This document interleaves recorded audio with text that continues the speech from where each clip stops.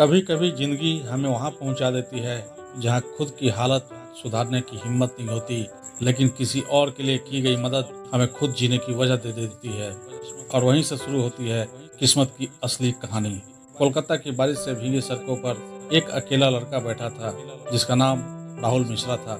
गांव से आया था कुछ बहुत सारा ख्वाब लेकर। उसने एक कपड़े की दुकान में सेल्समैन का काम कर रहा था, लेकिन अचानक आज वही ख्वाब उसके सामने चुपचाप दम तोड़ते हुए नजर आ रहा था। हाथ में बस एक छोटा सा बैग था जिसमें एक दो जोड़ी कपड़े और एक पुरानी डायरी और 1350 रुपये रखे थे। थोड़ी देर पहले ही उस कपड़े की दुकान से उसे निकाला गया था, यह कहकर कि तुम कल से नौकरी पर मत आना क्योंकि तुमसे कस्टमर डील नहीं हो पा रहा है, जिस कारण हमें नुकसान हो रहा है। राहुल यह बात सुनकर वह अंदर से अब टूट चुका था। उसे कुछ समझ नहीं आ रहा था कि अब वह क्या करे।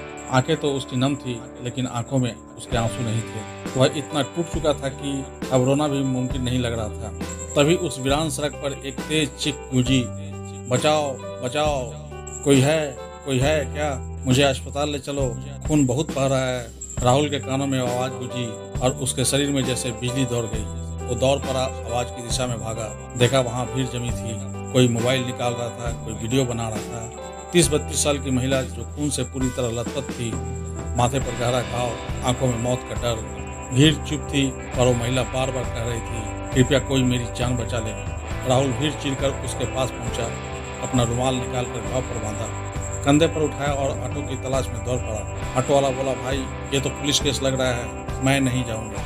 राहुल ने कहा, भाई अगर ये तेरी बहन होती तब भी तुम मना करता। ऑटो वाला चुप हो गया। राहुल ने महिला को गोद में उठाया और ऑटो में बैठा दिया। रास्ते भर वो महिला अपनी आंखें बंद कर रही थी। राहुल बार बार कहता, मैडम प्लीज आंखें मत बंद कीजिए, आप ठीक हो जाएंगी, बस थोड़ी देर और। अस्पताल पहुंचते ही उसने शोर मचाया, इमरजेंसी है, खून बहुत बह गया है। डॉक्टर दौड़े, उसे स्ट्रेचर पर डालकर अंदर ले गए। राहुल वहीं बेंच पर बैठ गया, भीगा हुआ, कांपता हुआ, लेकिन संतुष्टि थी कि उसने एक जान बचाने की कोशिश की। डॉक्टर बाहर आया और बोला कि अगर 1 मिनट भी देरी होती तो जान नहीं बचती। सिर में गहरा घाव लगा था, 11 टाँके पड़े हैं, एक पैर भी उनका टूट चुका है। राहुल के चेहरे पर हल्की राहत थी, लेकिन दवाइयों की लंबी लिस्ट आई तो उसने जेब से सारे पैसे निकाल दिए। उस रात वो अस्पताल की वेटिंग चेयर पर बैठा रहा, जिसके पास खुद रहने की जगह नहीं थी। वो किसी अनजान की देखभाल कर रहा था। रात के 2 बजे महिला को सामान्य वार्ड में शिफ्ट किया गया। जब उसकी आंखें खुली, सामने वही चेहरा था जो उसे गोद में उठा कर लाया था। तुम कौन हो? उसकी आवाज बहुत धीमी थी। राहुल बोला, मैं कुछ नहीं मैडम, बस एक राहगीर वक्त पर आपके पास पहुंच गया। महिला की आंखों में आंसू आ गए। तुमने मेरी जान बचाई। राहुल ने कहा, जान बचाना मेरा फर्ज था। महिला बोली, मेरा कोई नहीं है इस शहर में, पति दुबई में है, संपर्क नहीं हो पा रहा है। अगर तुम सुबह तक रुक जाओ राहुल। तो राहुल ने अपना सिर हिला दिया। उस रात जब वो महिला सोई, शायद पहली बार किसी अजनबी के सामने एक अनदेखा रिश्ता जन्म ले चुका था। उस महिला का नाम था संजना रॉय। सुबह की पहली किरण अस्पताल के कमरे में झांक रही थी, लेकिन जो रोशनी वहाँ थी वो इंसानियत की थी। राहुल की उपस्थिति की संजना की आंखें खुद को पट्टियों में जकड़ा पाया। सामने वह लड़का बैठा था, जागा हुआ, थका हुआ, लेकिन उसकी आंखों में शांति थी। तुमने मुझे क्यों बचाया? राहुल मुस्कुराया। सोचने का वक्त ही नहीं मिला जब नर्स आई और कपड़े बदलने को कहा। राहुल बाहर गया, एक मैक्सी खरीदी। नर्स ने पूछा, आप क्या लगते हो इनके? राहुल बोला, जानने वाला हूँ। पर्दा डाला गया। संजना ने कहा, हाथ नहीं चल रहे हैं, थोड़ी मदद कर दो। राहुल कांपता हुआ आगे बढ़ा, आंखें झुका ली, हाथ थामा, कपड़े बदलने में मदद की। उस पर उसने जितनी मर्यादा, जितनी इज्जत उसमें थी, सब समेट। 2 दिन बीत गए। राहुल अब सब जगह दौड़ता, दवा लाना, रिपोर्ट लेना, देखभाल करना, और संजना अब उसे सिर्फ एक अजनबी नहीं, एक अपनापन महसूस करने लगी थी। तीसरे दिन डॉक्टर ने डिस्चार्ज दे दिया। राहुल ने व्हील चेयर में बैठाया। मैडम घर चलें? संजना ने बस सिर हिला दिया। उसकी आंखों से एक आंसू चुपचाप गिर पड़ा। जब घर पहुंचा, 7वीं मंजिल, खूबसूरत फ्लैट, राहुल बस देखता रह गया। यही आपका घर है मैडम? संजना बोली, हाँ, लेकिन अब इसमें कोई नहीं रहता, सिर्फ मैं। राहुल ने उसे सुलाया, तकिया लगाया, चादर ओढ़ाई। तभी फोन बजा। हेलो संजना, मैं अरुण, तुम्हारा पति। संजना की आंखें टपटपा गई। अरुण, मैं मरते मरते बची हूँ, अगर राहुल नहीं होता तो मैं आज नहीं होती। अरुण बोला, मैं 2 दिन में आ रहा हूँ। फोन कट गया। संजना ने धीमी आवाज में कहा, राहुल क्या तुम 2 दिन और रह सकते हो? राहुल बोला, जब तक आपके अपने नहीं आते मैं हूँ। अगले 2 दिन राहुल ने उस घर को घर बना दिया। सुबह की चाय, रात की दवा, सब कुछ। और संजना अब राहुल को एक अजनबी नहीं, एक भावनात्मक सहारा मानने लगी थी। फिर आया वो दिन दरवाजे पर घंटी बजी। अरुण सामने खड़ा था, सूट-बूट में, चेहरे पर बनावटी चिंता। मैं अरुण हूँ, संजना का पति। राहुल ने दरवाजा खोला। आइए। संजना फुट-फुट कर रो रही थी। तुम कहाँ थे अरुण? मैंने मरते समय तुम्हें पुकारा। फिर उसने पूरा किस्सा सुनाया। अगर राहुल ना होता तो आज मैं जिंदा नहीं होती। अरुण शांत था। फिर राहुल की ओर मुड़ा। थैंक यू राहुल, मैं कभी तुम्हारा एहसान नहीं भूलूंगा। राहुल ने सिर झुकाया। कोई एहसान नहीं किया सर, बस इंसानियत निभाई। उसी रात राहुल चुपचाप संजना के पास आया। मैडम, अगर आप बुरा ना माने तो एक बात कहूँ। जिस दिन आपका एक्सीडेंट हुआ उस दिन मैंने अरुण सर को वहाँ देखा था। संजना यह बात सुनकर सन्न रह गई। संजना ने राहुल को बोला, ये तुम क्या बोल रहे हो? राहुल ने बोला, हाँ मैडम, मैं झूठ नहीं बोल रहा। सन्नाटा छा गया रूम में। तुम जाओ राहुल, मुझे अकेला छोड़ दो। राहुल बोला, ठीक है मैडम, लेकिन अगर मेरा कहा सच निकले तो एक बार दिल से पूछना कि अपना कौन था। संजना ने अगले दिन अस्पताल, पुलिस, सीसीटीवी सब जगह जांच की। वो फुटेज सामने आया। अरुण वहाँ मौजूद था।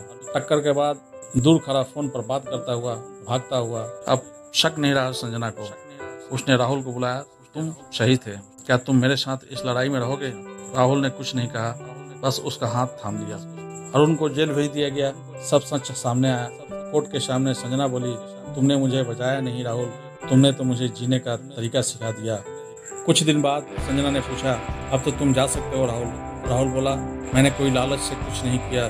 संजना बोली, अगर तुम चले गए तो मैं दोबारा किसी पर भरोसा नहीं कर पाऊंगी। क्या तुम मेरे जीवन साथी बन सकते हो? राहुल की आंखों में आंसू निकल पड़े। मैं गरीब हूँ मैडम। संजना मुस्कुराई। जो दिल से अमीर होता है वही असली दौलतमंद होता है। अगले दिन कोर्ट मैरिज हुई। एनजीओ शुरू हुआ। फिर से जिंदगी, जहाँ संजना और राहुल टूटे हुए लोगों को नई उम्मीदें देते थे। 3 महीने बाद ये एनजीओ अब धीरे धीरे लोगों को मदद करने लगा। रोज नए केस, नई पीड़ा, लेकिन हर चेहरे पर राहत की एक उम्मीद। एक दिन एक 16-17 साल की लड़की को लेकर एक महिला आई, बहुत डरी हुई, शर्मी सी। संजना ने उससे पूछा, नाम क्या है बेटी? लड़की बोली, नेहा। क्या हुआ? उसने कहा, मैं गर्भवती हूँ, लेकिन ये बच्चा मेरा नहीं है, मुझे किसी ने जबरदस्ती। संजना और राहुल सन्न रह गए। नेहा ने रोते हुए बताया, मैं एक गरीब बस्ती से हूँ, काम पर जाती थी घरों में। एक दिन साहब ने जबरदस्ती की, धमकाया, और आज जब पेट बढ़ने लगा तो माँ बाप भी घर से निकाल दिया। राहुल की आंखों में आग थी। वो चुपचाप उठा और पुलिस स्टेशन गया। केस फाइल कराया, डॉक्टर से मेडिकल करवाया और नेहा को एनजीओ में सेटल कर दिया। संजना ने उसका खास ख्याल रखना शुरू किया और नेहा ने पहली बार किसी महिला को माँ जैसा महसूस किया। राहुल ने उसकी पढ़ाई शुरू करवाई, साथ में साइकोलॉजिस्ट की मदद भी दिलाई। 5 महीने बाद नेहा ने एक प्यारी सी बच्ची को जन्म दिया, लेकिन कुछ ही दिन बाद वो बुखार में चली गई। उसकी हालत बहुत खराब हो गई। राहुल रात भर हॉस्पिटल में रहा। नेहा आईसीयू में थी। डॉक्टर बोले, अगर दवा तुरंत नहीं मिले तो शायद जान नहीं बचेगी। उस वक्त एनजीओ के पास पैसे नहीं थे। राहुल ने अपनी एनजीओ की रजिस्ट्री गिरवी रखी और दवा खरीदी। नेहा बच गई। जब उसकी आंखें खुली, सामने वही चेहरा था, राहुल। उसने कहा, आप भगवान हो। राहुल मुस्कुराया, नहीं, भगवान हम सबको बनाते हैं ताकि किसी के तकदीर को बदल सके। अगले दिन नेहा ने संजना और राहुल के पैरों में सिर रखकर कहा, आप दोनों ने मुझे वो दिया जो मेरे अपने नहीं दे पाए। मुझे अपने एनजीओ में एक काम दे दो ताकि मैं भी किसी और के लिए राहुल बन सकूं। संजना ने उसे गले लगा लिया और कहा, यही तो हमारा मकसद है बेटी, कि जिसको हम संभालें वो किसी और को संभाल दे। संजना और राहुल की कहानी सिर्फ एक प्यार की कहानी नहीं रह गई, वो अब एक आंदोलन बन गई थी, जिसमें टूटे दिलों को फिर से जिंदगी मिलती थी। और नेहा जैसी लड़कियां आज उसी संस्था में काम कर रही है जो कभी खुद मदद मांगने आई थी। तो दोस्तों, ये कहानी आपको कैसा लगा?